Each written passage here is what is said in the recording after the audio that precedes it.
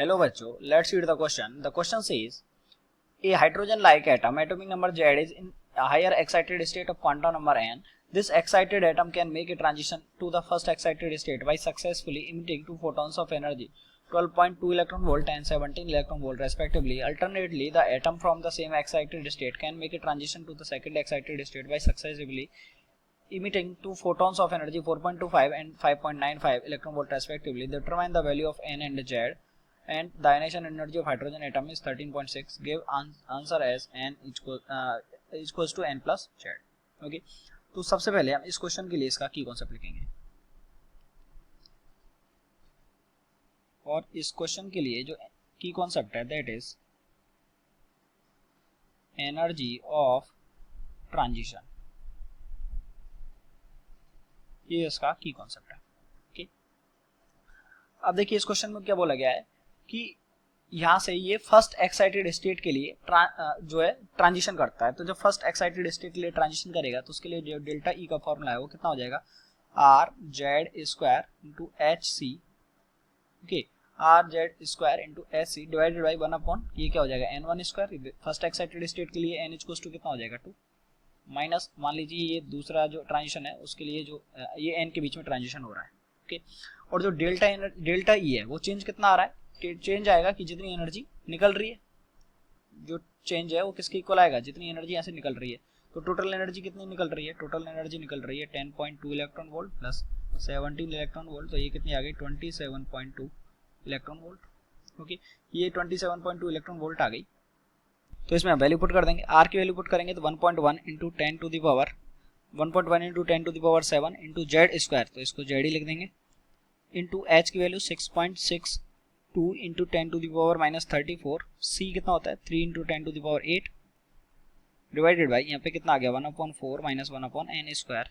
It is equals to, ये किस में आया होगा, यहाँ से ये जो है ये आया होगा हमारे जूल में, तो इसको भी हम जूल में चेंज कर लेंगे. तो ये कितना आ जाएगा 27.2 इंटू जूल में चेंज करेंगे तो 1.6 into 10 to the power minus 90, ये आ गया जूल में. ओके, इसको हम बोल देते हैं केस नंबर फर्स्ट. ऐसे ही अगर हम केस 2 की बात करें, केस 2 में क्या होगा, सेम जो एनर्जी है वो कितनी आ रही है 4.25 एंड 5.95. तो यहीं से हम एक सेम इक्वेशन लिख देंगे. वो इक्वेशन क्या हो जाएगी, दूसरे केस के लिए सब कुछ अगर सेम रहता है तो वही यहाँ पे आर जेड स्क्वायर यानी कि 1.1 into 10 to the power 7 into Z square into 6.62 into 10 to the power minus 34 into 3 into 10 to the power 8 divided by, यहाँ पे क्या होता है, यहाँ पे जो ट्रांजिशन है can make a transition to second excited state के लिए. तो इसके लिए एन इक्वल्स टू कितना हो जाएगा 3, यानी कि ये हो गया 1/9 minus 1/n square. It is equals to, यहाँ पे एनर्जी, इसके लिए जो एनर्जी होगी वो कितनी हो जाएगी, इसके लिए एनर्जी इन दोनों को हम ऐड कर देंगे तो 4.25 और 5.94. तो जब इन दोनों को ऐड करेंगे तो ये कितना आ गया, ये आ गया 10.20. ओके, क्योंकि देखिए सॉरी 10.20 नहीं आएगा, ये 4.25 एंड 4.25 एंड 5.95 है, सॉरी 5.95. तो 0 और यहाँ पे 2 पॉइंट, ये कितना होगा 10, ये आ गया 10.2 इलेक्ट्रॉन वोल्ट. तो it goes to 10.2 into 1.6 into 10 to the power minus 19 joule.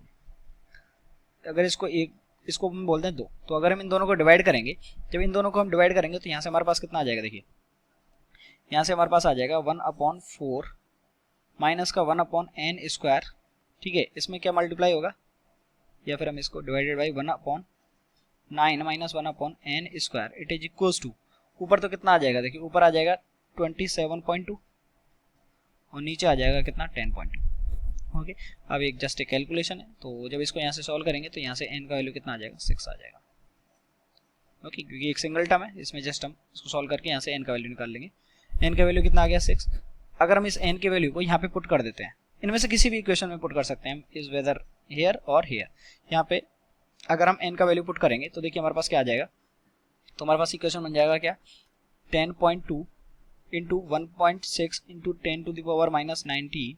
It is equals to 1.1 into 10 to the power 7. हम इसको इक्वेशन नंबर 2 में पुट कर रहे हैं, इंटू जेड स्क्वायर इंटू वही एच का 6.62 into 10 to the power minus 34 into 3 into 10 to the power 8 divided by 1/9 minus 1/6 square which is 36.